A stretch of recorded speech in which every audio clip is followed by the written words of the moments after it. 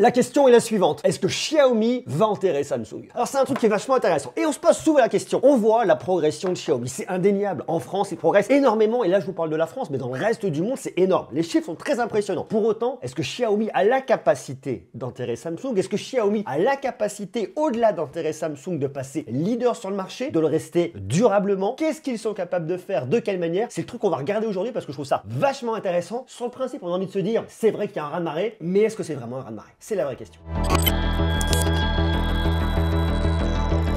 Moi, j'ai été interpellé par ce tweet qu'a mis Xiaomi. Ils ont mis cette photo-là, enfin cette infographie-là plutôt, où on voit merci, Xiaomi enregistre la plus forte croissance sur la vente de smartphones en France sur l'année 2021. Et là, on vous met des chiffres. Donc, qu'est-ce que je regarde? Je vois qu'il y a Samsung, Xiaomi et Apple, unité vendue et croissance. Je me dis, oh, c'est énorme, effectivement. Ils sont à 23% de part de marché devant Apple. Ils rattrapent fortement Samsung et ils ont une croissance de plus de 45%. Et Samsung a une croissance de moins 31%. Ok, ça c'est ce que j'ai dit. Mais il faut regarder ce qui est écrit en bas. Source, estimation de Canalys sur les ventes de smartphones en février 2022. Alors je trouve ça un peu moyen.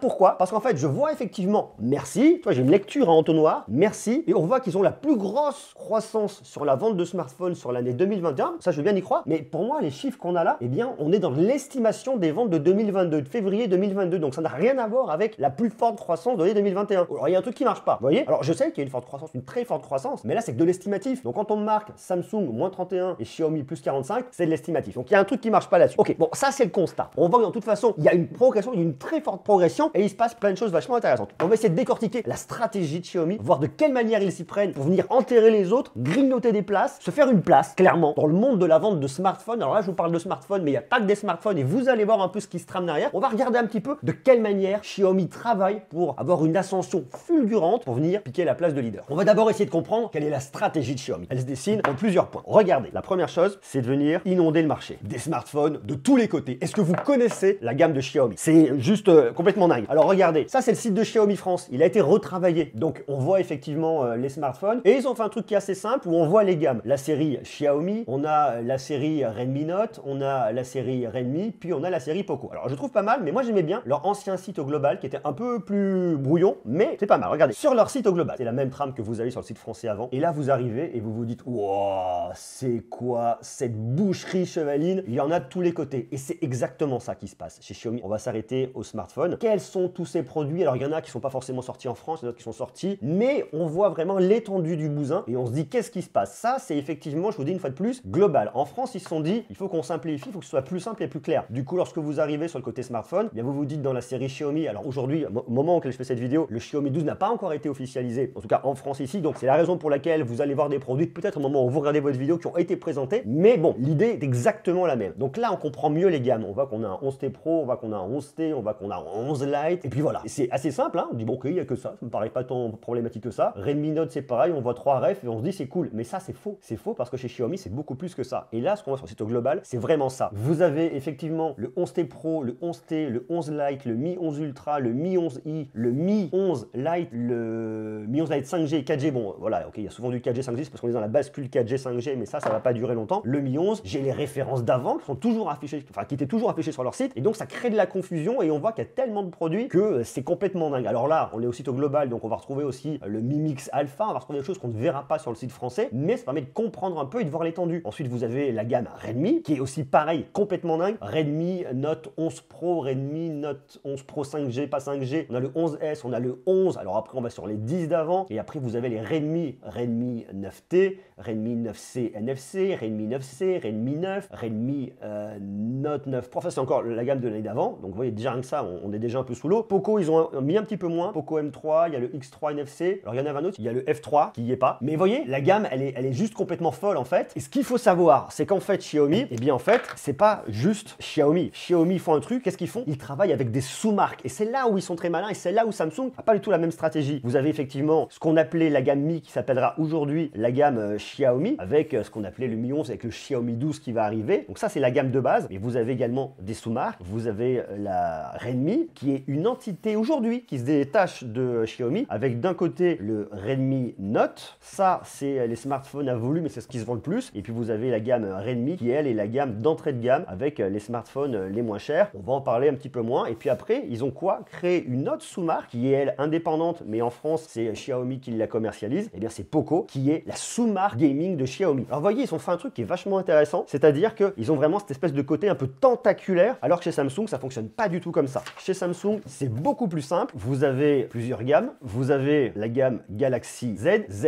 ça va être l'innovation, avec d'un côté le Fold, avec d'un côté le Flip. En tout cas, aujourd'hui. Voilà. Vous avez ensuite la gamme Galaxy S. C'est le haut de gamme photo, vidéo. Là, je peux vous le dire, là, ils ont été présentés avec les S22. On a le SS, c'est dans le sens S, S22 Plus et le S22 Ultra. Et en plus, pour venir contrecarrer ce que fait Xiaomi, ils ont mis le S21 FE. On devrait avoir arrivé le S22 FE cette année. Donc vous voyez, la gamme elle est beaucoup plus simple. Et puis ensuite, vous allez retrouver la gamme A. Vous avez le A02S, vous avez le A12, vous avez le A32, vous avez le A42, vous avez le A52 et le A52S, vous avez le A72 avec des versions 4G, certains qui sont qu'en 4G, d'autres qui sont en 5G, mais il y a des produits déjà qui sont plus disponibles sur le site de Samsung, notamment le A72 qu'on peut plus acheter. Il y en a quelques-uns également qui sont pas trop poussés. Et puis ensuite, vous avez la gamme M. Aujourd'hui, on a deux références, hein. Ça va être le M12 et le M32. Vous voyez, c'est pas tout à fait la même chose. On en a un petit peu moins que ce qu'on vient retrouver du côté de chez Xiaomi. Alors là, je vous ai mis que les grandes familles parce que si je vous mettais tous les produits, il n'y aurait pas assez de place sur la feuille. Donc c'est vraiment ça qui est intéressant. On travaille pas de la même manière. Et il y a un autre truc qu'a fait Xiaomi et où ils sont très malins, c'est que dans toute cette gamme, on voit la segmentation, hein. Alors il y a encore une autre gamme dont je vous ai pas parlé, mais parce que pour moi, elle est plus anecdotique. C'est la gamme Mi Mix qui va vraiment être l'innovation avec notamment un smartphone pliable aujourd'hui, mais qu'on va pas venir retrouver sur le marché français et qui, je pense, globalement est là pour montrer un peu ce qu'ils sont capables de faire, mais pas plus. Donc, qu'est-ce qu'ils ont fait? Eh bien, ils sont vraiment segmentés avec de la sous-marque. Ici, c'est le haut de gamme, ça, c'est le milieu de gamme, ici plutôt, et là, c'est l'entrée de gamme, et là, c'est le gaming. Alors, on a à peu près la même chose chez Samsung avec le haut de gamme, le milieu et l'entrée de gamme. Mais il n'y a pas de gamme gaming. Il n'y a pas de gamme gaming. Pourquoi est-ce que Samsung ne ferait pas une gamme gaming? Aujourd'hui, il y a tellement de joueurs, ça paraîtrait logique d'avoir une gamme Samsung Galaxy G, j'en sais rien. Ça paraîtrait logique. Et ça, ils l'ont pas fait. Et ça, pour moi, c'est pas forcément la bonne idée. Donc, il faut vraiment comprendre que Xiaomi, qu'est-ce qu'ils font? Ils ont une stratégie pour venir inonder le marché. Vous le voyez là, il y a tellement de modèles que quand on regarde ça, c'est dingue. Et lorsque vous arrivez dans un magasin, vous avez tellement de références de Xiaomi avec des noms qu'on ne comprend plus, eh bien, on se dit, bon, bah, au final, celui-là, oui, quoi, comment, on regarde le prix et on regarde la marque. Et c'est là où Samsung est fort aujourd'hui. C'est que Samsung reste le leader. Quand on va acheter un smartphone, on a deux types de clients. Ceux qui s'y connaissent, ok, et qui vont faire un choix éclairé. C'est probablement vous d'ailleurs qui suivez ma chaîne, qui y faites un choix éclairé parce que vous y connaissez, que vous vous intéressez. Et puis il y a beaucoup de personnes qui ne s'y connaissent pas, qui ne s'intéressent pas, qui ne veulent pas regarder des vidéos pendant des heures et qui vont dans un magasin, qui connaissent leur budget et qui vont aller face à une marque qui les rassure. Aujourd'hui, Samsung, ça reste la marque qui rassure pour ceux qui ne s'y connaissent pas et c'est la marque de l'innovation pour tous les autres. Mais Xiaomi est extrêmement fort parce qu'ils sont passés d'une position d'outsider, je dirais avant 2017, enfin encore 2017 quand ils sont arrivés en Europe, à une position conquérante et très forte aujourd'hui. Et de toute façon, il y a un truc qu'il faut savoir et qui est vachement important, c'est qu'ici la bataille, elle se fait pas sur les gammes les plus chères, les gammes S. La bataille, elle se fait sur quel modèle? Elle se fait ici au niveau des A50 et quelques, A52, A51, A50 chez Samsung. Ce sont des smartphones qui vont faire des énormes volumes et chez Xiaomi, ça se fait au niveau des Redmi Note. Redmi Note 10, Redmi Note 11, Redmi Note 9, ce sont les smartphones à volume et c'est là-dessus qu'ils vont faire le maximum de volume, même s'ils montrent l'innovation, mais le smartphone qui marche, c'est le smartphone de volume. Mais Xiaomi ne s'arrête pas là au niveau de sa stratégie. Ils ont une autre stratégie qui est extrêmement forte, c'est la stratégie du prix. Et ça, en prix, croyez-moi, chez Xiaomi, ils sont pas là pour se marrer. Qu'est-ce qu'ils ont dit depuis des années? Nous, on vous propose le tarif avec la marge le plus basse. On prend le moins d'argent possible pour vous proposer des produits à un tarif extrêmement compétitif et très agressif. Alors, ça se retrouve effectivement au travers de leurs produits. On va essayer de les mettre un petit peu en perspective. On va prendre la Mi 11 d'un côté, on va prendre le S22, S21, parce que ce sont les mêmes tarifs que nous propose Samsung entre 2021 et 2022. Si vous regardez un Mi 11 qui valait 799,90 € à sa sortie versus de l'autre côté, allez, on va dire un S22, S21, c'est la même chose, hein. On est à 859 €. On est quand même un peu moins cher. C'est vachement intéressant de voir que Samsung a fait un prix très bas à 859 €. C'est pourquoi? Pour venir se positionner par rapport à des concurrents comme Xiaomi, mais également par rapport à plein d'autres concurrents et notamment tous ces flagship killers qui sont beaucoup plus bas et qui sont beaucoup moins chers. Mais si on vient regarder dans le plus haut de gamme, on va avoir le Mi 11 Ultra. Le Mi 11 Ultra, il était à 1199,90 €. Ils aiment bien les 90 chez Xiaomi. Et là, on avait le S22 ou ou S21 Ultra, c'est la même chose, à 1259 €. Donc là, on va se dire, vous voyez, ils sont effectivement un peu moins chers, mais ça se joue à pas grand-chose. Et puis pareil, si vous venez regarder du côté de la gamme qui est sortie l'année dernière, la gamme Xiaomi T, avec le 11T, allez, on va se mettre le 11T Pro. Le 11T Pro, il était à 669,90 € versus le S21 FE, qui vient pour concurrencer cette gamme, qui est à 759 €, qui restera toujours un peu plus cher. Et ce sont des tarifs qui sont aujourd'hui très très proches, mais malgré tout, Samsung reste un peu plus cher. Et dans l'esprit du consommateur, lorsque vous avez quasiment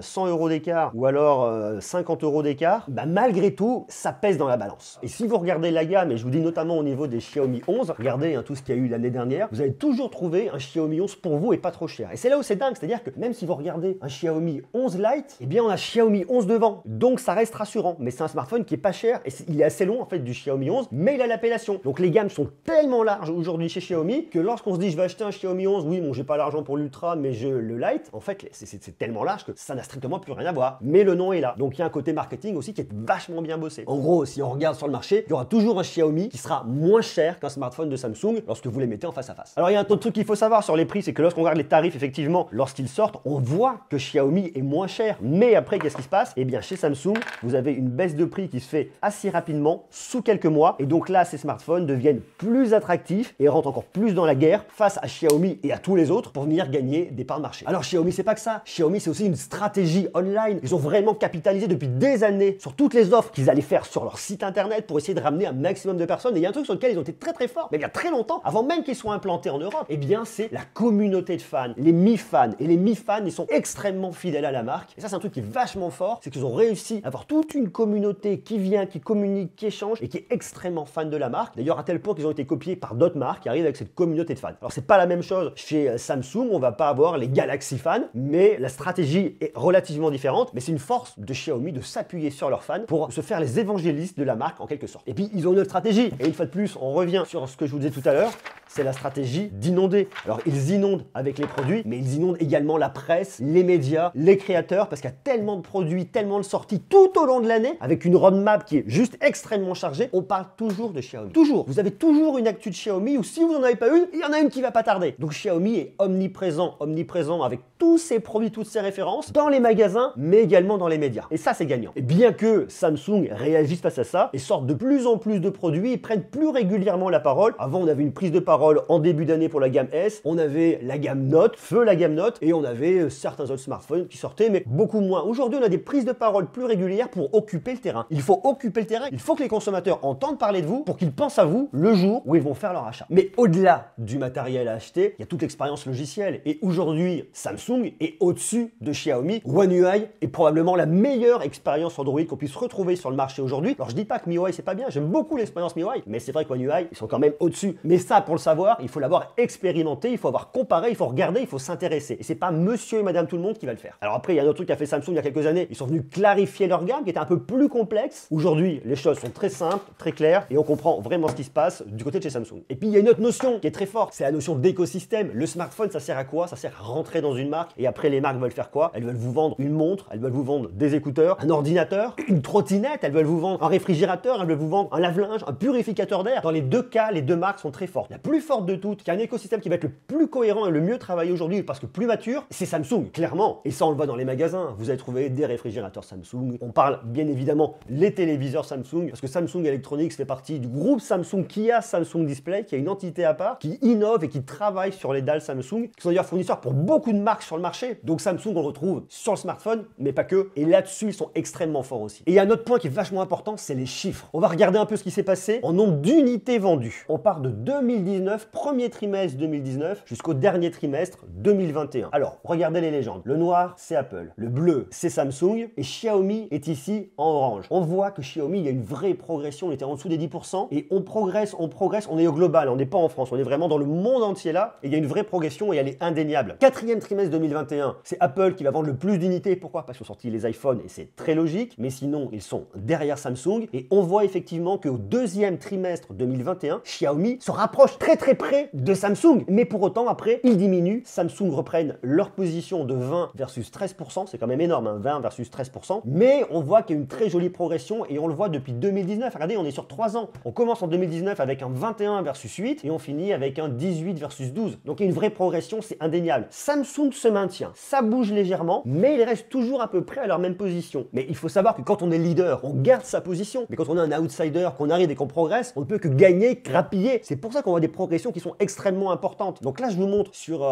ce diagramme, et regardez, vous allez voir, là, je vous le montre depuis 2009, quatrième trimestre 2009 jusqu'à 2021. Autant vous dire que là, on voit vraiment une évolution forte. Tout en bleu, c'est Samsung. Donc là, on commence avec l'arrivée, l'émergence du smartphone, et on voit qu'il y a une vraie répartition. Alors, on voit Huawei là, toute la partie noire que vous voyez juste au-dessus de Samsung, c'est Huawei, avec les grosses difficultés qu'ils ont eues, et on voit qu'aujourd'hui, en termes de vente de smartphones, c'est quand même beaucoup plus dur. Tout ce qui est gris ici sur le côté, c'est Apple, qui se maintient, de toute façon, qui se maintient. Et puis ce que vous voyez en rouge là, ici, c'est Xiaomi. Et vous voyez que Xiaomi, on commence à les voir arriver tout doucement en 2014, et une vraie progression à partir de 2017, notamment quand ils sont arrivés en Europe. Progression, et ils gagnent énormément de parts de marché jusqu'au dernier trimestre 2021, parce que si vous regardez les chiffres, on voit quoi? Samsung reste à 19%, Apple à 23%. Pourquoi? Effectivement, parce qu'il y a eu les iPhones de sortie, et Xiaomi à 12 points. Donc le truc est vachement intéressant. Et après, je vous montre un article que j'ai trouvé génial, qui est sur CNET. Alors c'est pareil, hein, c'est de l'analyse de marché, donc il y a un truc qui est rapidement habitable, mais on a des chiffres sur la France qui sont ici. Regardez, premier trimestre 2021, donc ça nous ramène un an en arrière. On voit que Samsung a 32% avec une progression annuelle de 3%. Apple reste sensiblement à la même position. Xiaomi, une progression de 131% avec 21% de part marché. Donc Xiaomi a monté très fort. C'est pour ça que les chiffres sont extrêmement impressionnants, parce qu'ils arrivent de bas, ils progressent d'année en année. Il y a un moment, il va y avoir un point d'équilibre, parce qu'ils ne peuvent pas continuer à progresser sur des 130% tout le temps. Il va y avoir un point d'équilibre qui va se trouver où ils vont venir toujours se draguer, flirter avec Samsung. Mais à la question, est-ce que Xiaomi va enterrer Samsung? La réponse est non. Est-ce qu'ils ont la capacité d'enterrer Samsung? La réponse est non. Est-ce qu'ils ont la capacité de devenir premier leader du marché? La réponse est oui. Peut-être pas tout de suite, peut-être dans quelques années, parce qu'il faut continuer à progresser et que de toute façon Samsung reste l'ultra favori et aujourd'hui le leader incontesté. Mais on voit qu'ils ont une progression qui est tellement forte que c'est possible qu'ils viennent grappiller cette place de leader. Il y a encore un peu de boulot au niveau software. Il faut qu'ils continuent à convaincre et à se faire connaître des personnes qui ne s'intéressent pas à l'univers du smartphone. Mais ça, grâce au réseau de vente, aux points de vente, aux magasins, ils vont finir par le faire. Est-ce que dans quelques années, on va voir un Xiaomi leader du smartphone? Peut-être. Mais c'est sans compter sur ce que va nous proposer Samsung. Et à mon avis, ils sont très loin de se laisser faire. Très loin. Enfin, moi, je trouve le sujet passionnant. Je sais pas vous ce que vous en pensez. Vous êtes quel team? Samsung ou Xiaomi? Dites-le moi en commentaire. Si ce concept de vidéo vous intéresse, où on vient regarder, voir un peu ce qui se passe au niveau des marques, qui progresse, qui fait quoi, ben dites-le moi en bas en commentaire, on en fera d'autres. Et puis d'ici là, n'oubliez pas de vous abonner.